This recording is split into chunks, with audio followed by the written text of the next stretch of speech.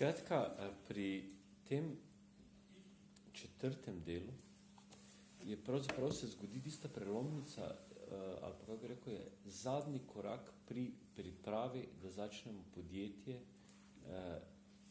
lahko voditi po dinamičnem modelu. Spravi, prvi 4 koraki so priprave.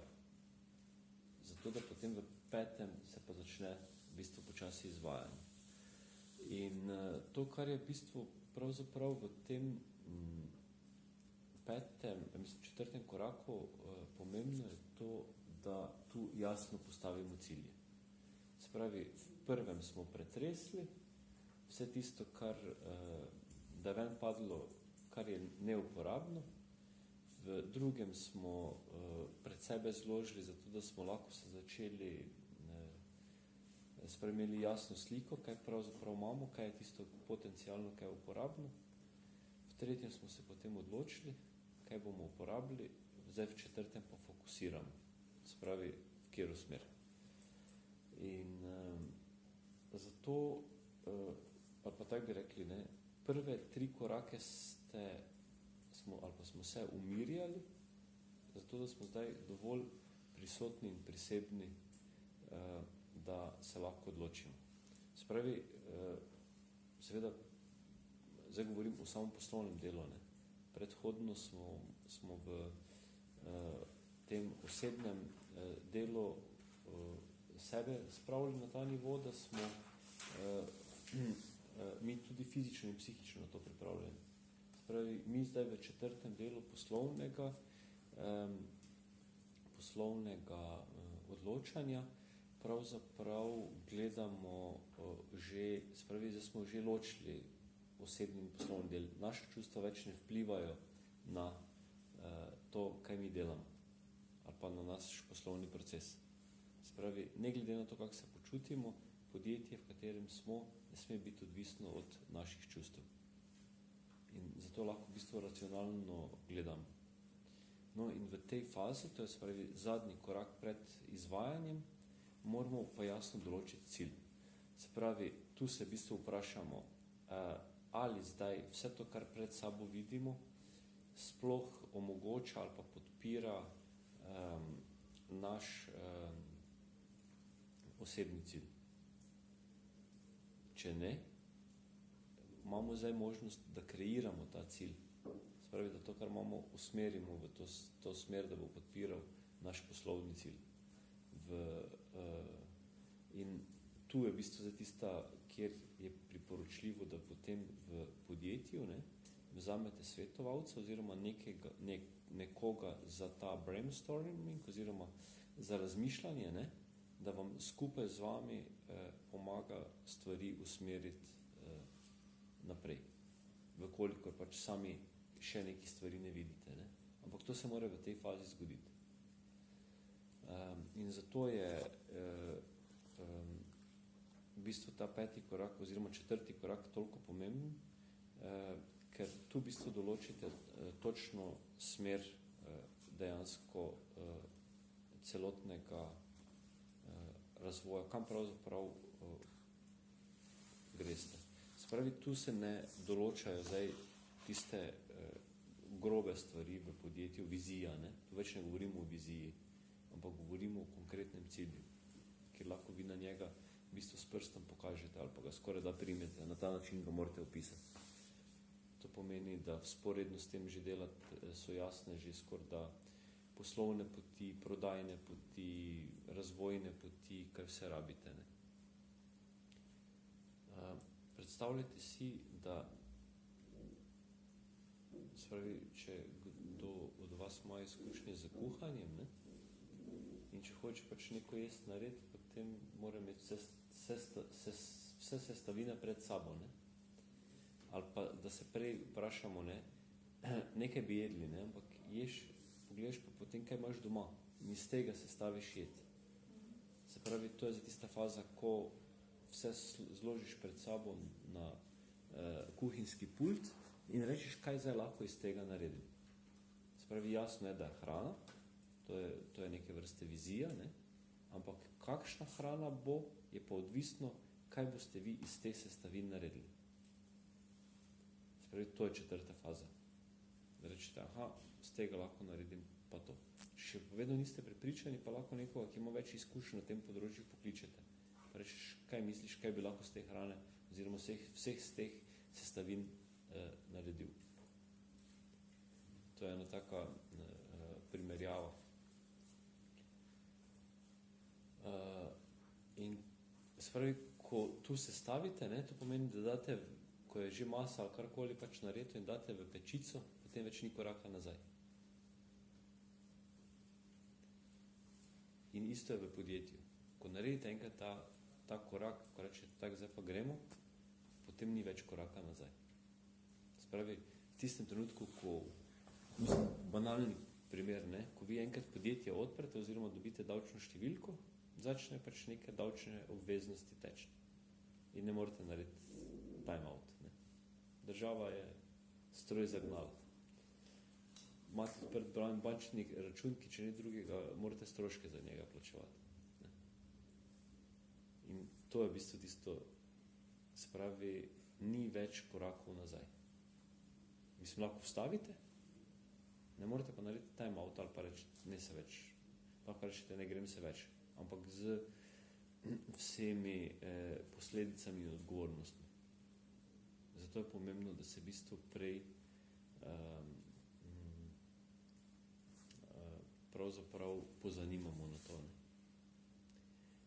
Ravno včeraj sem en blog pisal, samo ga nisem javno objavil, samo na spletni strani sem ga napisal, kjer sem dal naslov Peticije za smrtno kazen. Namreč, ker če zdaj gledamo mi vseh teh 7 faz osebnega razvoja, ne, pa zdaj smo v 4. fazi poslovnega razvoja, velikokrat podjetništvo začnemo z nekim navdušenjem, ne, pa kar letiš, ne, in še potem narediš sporedno podjetje, ne, in zdaj velikokrat so podjetniki v glavnem umetniki, ne. Zdaj, če sebe pogledate, bolj vas zanima ideja, kako bi jo razvijali, ne, no, pa vse bože, ne. Ampak v bistvu gre za to prizemljitev, ne. In v bistvu ravno tu je, mogoče se prej tega ni toliko poznalo, nekih posledic, dokler se ni ta 2008 začela ta v bistvu gospodarska kriza, ali kakorkoli imenovati, ne. Takrat so pa večinoma, ali pa tudi smo, ne, večinoma umetniki, ki smo bili bolj umetniki kot podjetniki, se je zgodba zrušila, ker ni bila na trdnih temeljih, ne. Kar pomeni, da pač neposredno je vso odgovornost treba nositi, ne. No in če pa gremo po vseh teh korakih, spravi, da v štartu sprejmemo odgovornost za to, kako energijo, po kakve posledice lahko povzročimo, ne, potem se nam ne more zgoditi padec. Ne glede na to, kakšni umetniki smo, zasanjani, neorganizirani, ampak če sledimo pa naravnemu ritmu, se padec ne more zgoditi. Je uspeh v bistvu samo logična posledica. Govorim o materialnem. Če pa v štartu mi samo nekaj poskušamo, pa tipamo v katero smer, ne, spravi, ne sledimo nekemu naravnemu ritmu, o tem, katerem tu govorimo, potem je pa v bistvu padec ali pa neuspeh skoraj da zagotovljen. Spravi, navzven za nekoga izgledamo ful uspešni, ne, aha, to temu se ful dogaja, vse posod je, ima ful dobre ideje, ne vem, kaj vse, ne, ali zadnji pa omara polna okostnjakov, tako da več ne moreš držati, ne. Samo zaradi tega, ker se nismo držali tega naravnega ritma, ki prinese v bistvu sabo odgovornost. Mislim, vse, kar počnemo, potegne neko odgovornost. Ampak tudi narava pravzaprav zahteva nekaj od nas, za kjer pot se pač pravzaprav odločimo. Ker vse ima neka pravila. No in zato je ta 4. korak toliko pomemben. V bistvu pomembno, ko pridemo do v bistvu točke, tako kot je danes, mi rečemo, v katero smer gremo. Lahko pa tudi rečemo, da še nismo za to pripravljeni. In v bistvu sprejemo odločitve za cilj lahko prestavimo za nedoločen čas. Spravi, nič ni treba v življenju narediti. Tudi, če smo se odločili za ne vem kako pot. Mi vedno, dokler ne naredimo tistega ključnega koraka, v tem primeru zdaj govorimo o ustanovitvi podjetja ali pa jasen cilj, ki ga razglasimo in potem različne ljudi vključimo not, vedno lahko vstavimo kadarkoli. Se pravi, mi šele v četrtem oziroma po četrtem koraku začnemo druge ljudi vključevati v proces, ne prej. Mi za vse to gradimo sami. Se pravi, sami čistimo sebe, poslovni prostor, poslovno idejo, vse počnemo sami. Potem iz četrtega v petega pa začnemo vključevati, se pravi, državo s pravnimi, upravno-pravnimi zadevami, potencialno sodelavce, nove stranke in tu se začne odgovornost. Zato je pomembno, da v bistvu smo na petem koraku že mi na to pripravljeni. Se pravi, je potrebno narediti vse te korake, da lahko v bistvu sprejmemo to poslovno in osebno odgovornost. Res pa je, da tega v poslovnem svetu nišče ne pove. Tudi družba nas v to ne vzgaja. Ne? Zato je potem stopnja odgovornosti toliko manjša. Ali pa moralna odgovornost. Ne? Država samo v bistvu povečuje represivne ukrepe. Ne? Nič pa ne narediti za to, da bi pa v bistvu družbo izobraževala. Zakaj imamo toliko in toliko zakonov, ampak nič pa prej ne pove, kaj pravzaprav to pomeni. Ne? Oziroma, če še koga uradnega vprašaš, ne, imajo ponovadi, če govorimo iz pravne stroke, vedno več mnenj. Ne? Rečejo, odvisno, kako gledaš. In kje smo potem? Zato iz tega pač nastal ta blok, ne, peticija za smrtno kazen, ne?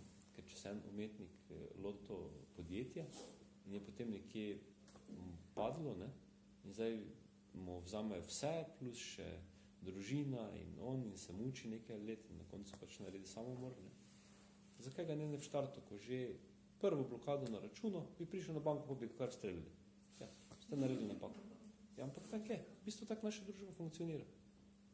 Kako ti, v bistvu ti, če hočeš v bistvu transparentno delaš, imaš en osebni pa en poslovni račun. In v tistem trenutku, ko ti to nekdo blokira, se niš niti zakril več. Ne? Seveda si se sam do tega pripeljal. Govorim v smislu z pač vsemi svojimi napakami. Ampak, ko si se ti odločil za to pot, ti nišče ni povedal, kakve so odgovornosti. Ja, se moraš sam pozanimati, samo kje. Med vsemi 100 000 zakoni, med vsemi milijonimi knjigami, ki je napisano, ni, se pravi, družba, ki je predpisala te pravila, ni naredila prvih 3 korakov. Pripravila podjetnika, da postane podjetnik.